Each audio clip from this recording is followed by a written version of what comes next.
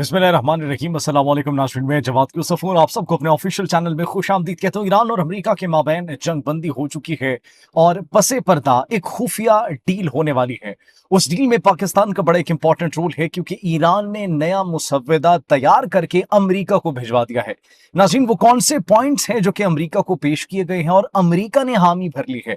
On the other hand, एक जानिब मुज़ाकरात का माहौल फिर से गर्म हो चुका है, जंग बंदी की बातें की जा रही हैं, लेकिन गेस व्हाट, अमेरिका की खतरनाक तरीन टेक्नोलॉजी ईरान ने हासिल कर ली है। वो कौन सी टेक्नोलॉजी है, आगे चलकर इस वीडियो में नाज़रीन आपको बताएंगे। ईरानी supreme leader Ayatollah Mojtaba Khamenei का नया तहरीरी बयान सामने आ चुका है।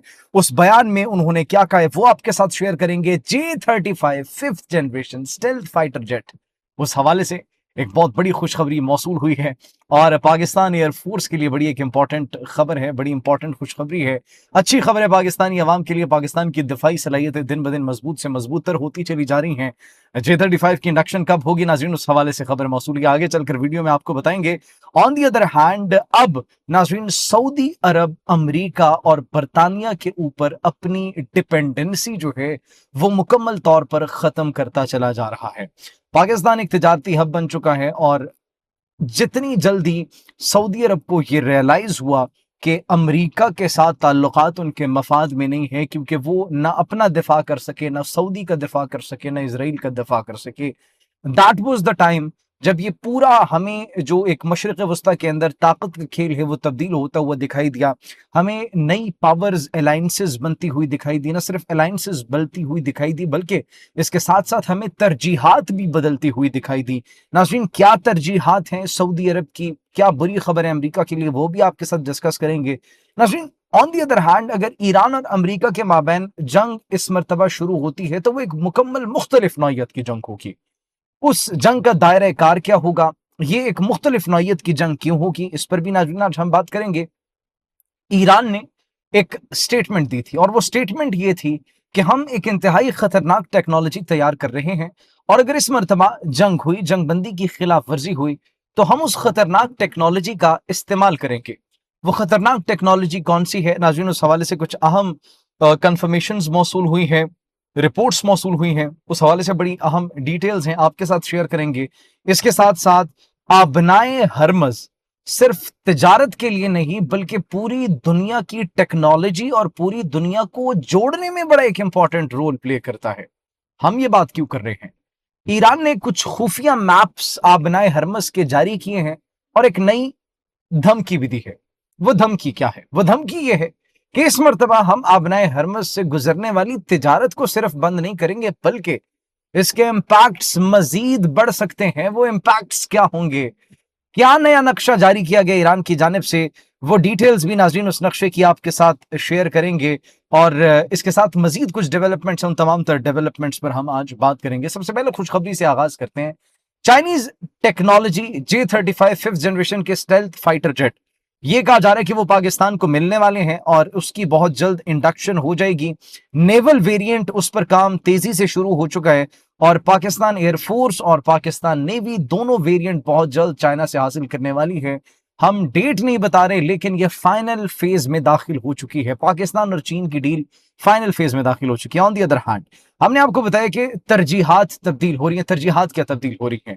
सऊदी अरब अब प्लान कर रहा है कि बरतानिया और अमेरिका से जितने भी अपने असासे वहां पर मौजूद हैं उन तमाम तर असासों को निकाल दिया जाए।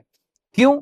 क्योंकि ये उनके मफाद में नहीं है। न सिर्फ मफाद में उनके नहीं है बल्कि उन्होंने ये देख लिया कि अमेरिका और बरतानिया किस हद तक सऊदी अरब की मदद कर सकते हैं। Now they know well that which country is standing for which country, कौन किस मुल्क के साथ खड़ा है, ये सब आया हो चुका है ईरान और इसराइल के माबैन इस जंग में।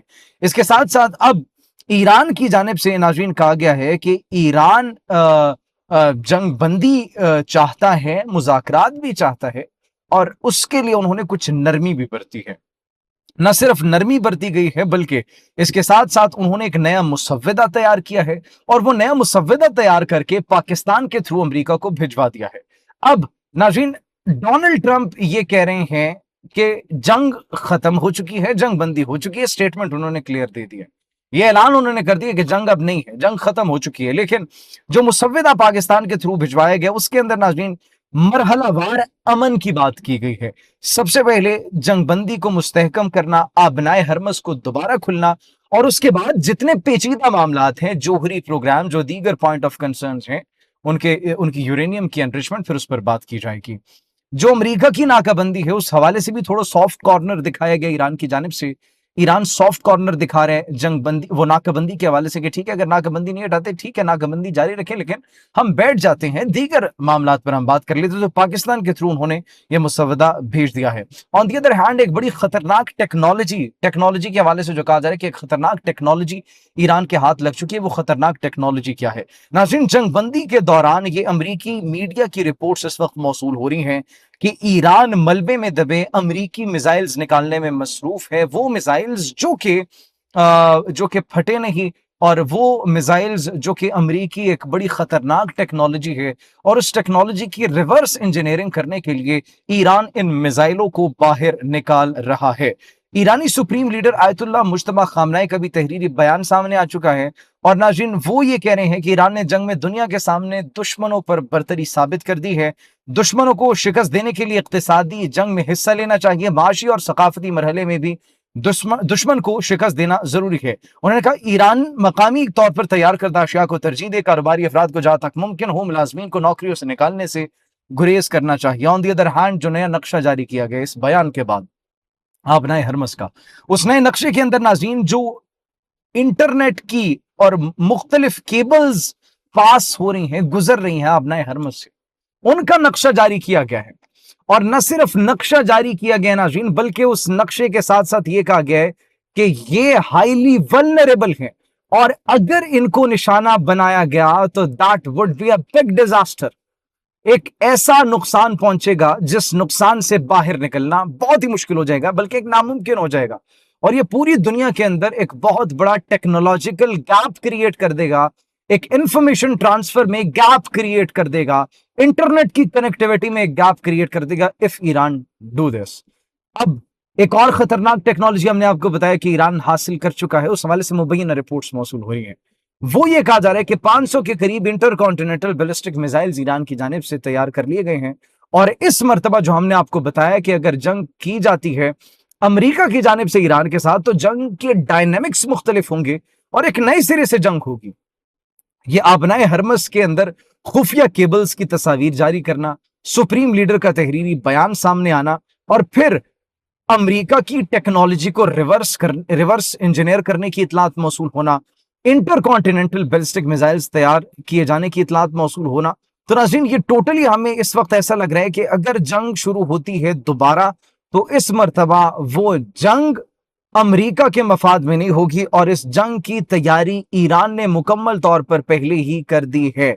और ये अब कहा गया है ईरान की जानिब से कि इस वक्त जो मिलिट्री बिल्डअप किया जा रहा है, इस वक्त जो कार्रवाइयां और जो इस वक्त हमें प्लान्स दिखाई दे रहे हैं, अगर वैसा कोई भी इकदाम उठाने की कोशिश की गई अमेरिका की जानिब से, तो हमारा रिस्पॉन्स जो है वो बहुत ही ज्यादा मुख्तलिफ होगा। ईरान ने अमेरिका के साथ नाज़रीन मुज़ाकरात दोबारा शुरू करने के लिए अपनी शराइत नरम कर दी हैं, और सदर ट्रंप जो है उनका दौरा चीन भी सर पर आने वाला है। दौरे चीन के दौरान अगर नाकाबंदी होती है तो उसका बड़ा एक हार्ड इम्पैक्ट होगा, बहुत बड़ा इम्पैक्ट होगा। उस इम्पैक्ट के ऊपर भी इस वक्त सवालात उठाए जा रहे हैं। पाकिस्तान एक इकोनॉमिक हब, आखिर में जाते जाते जो हमने आपको खुशखबरी देनी थी, इकोनॉमिक हब बन चुका है। गवादर पोर्ट और दीगर पोर्ट्स के ऊपर पाकिस्तान की तारीख में इतनी ट्रांसशिपमेंट फैसिलिटी नहीं देखी गई, इतने कंटेनर्स नहीं देखे गए, इतने बहरी जहाज नहीं देखे गए जितने इस वक्त देखने को मिल रहे हैं।